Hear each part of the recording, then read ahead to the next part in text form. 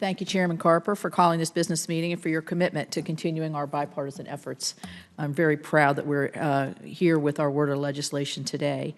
As we know, Congress authorizes water resources projects and sets national policies for the Civil Works program of the U.S. Corps of Engineers. The work of the Corps protects the lives and livelihoods of millions of Americans and facilitates commerce throughout this country and internationally. If you look at the different projects, you can see the vastness of our nation just displayed throughout this bill.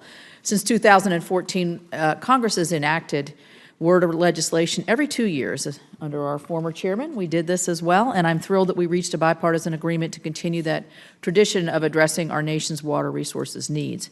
In addition to the chairman, I also want to thank Senators Cardin and Kramer. We are the 4 C's, which means commitment, for their leadership on the subcommittee on transportation and infrastructure. Your support and partnership during this process was integral to reaching this solid agreement.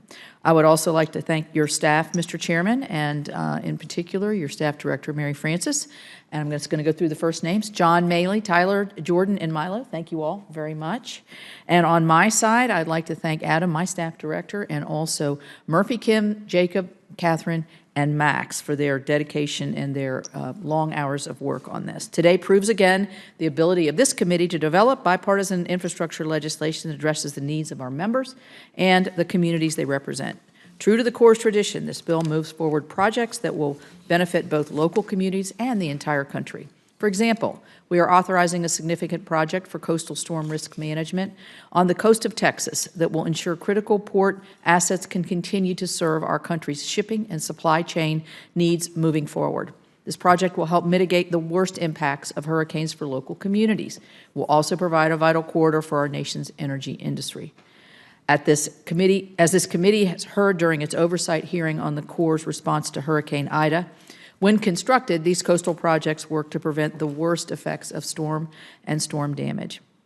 And while this bill is very much oriented towards advancing critical projects in our state, it also includes several policy changes that will help the Corps succeed better in its mission. At the beginning of the process, I outlined some of the areas in which I believe change would be beneficial.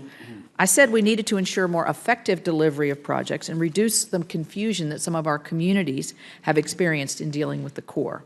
This bill includes several provisions that will improve flexibility with regard to financial accounting for projects. It requires reporting on timelines for the environmental review process for projects, and it authorizes for the first time a dedicated research and development account for the Corps to spur innovation and provides contracting flexibility in undertaking these activities.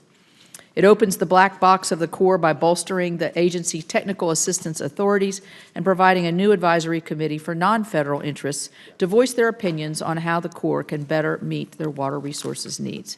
The input of non-federal interests of the Corps is critical. We've had testimony to that effect, and we preserve the integral role of non-federal cost-share partners in the project delivery process by avoiding mandates from D.C.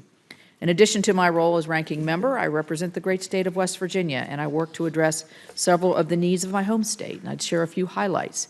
This legislation advances a critical flood control project in the city of Milton, West Virginia.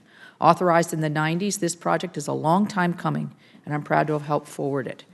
The bill also supports flood control studies for the Kanawha River Basin and the city of Huntington, and it continues to provide environmental infrastructure assistance to communities throughout my state. In closing, there's a lot in this bill for both sides of the aisle for communities across the country. It is the culmination of a true bipartisan effort and represents our shared goal of addressing our nation's water resources needs. I urge my colleagues to support this legislation. Today, we're also voting, as you know, on GSA resolutions and the nomination of Benny Wagner to serve as Inspector General of the TVA. Thank you for your continued partnership, Chairman Carper, as we find ways to work together and get things done for our country.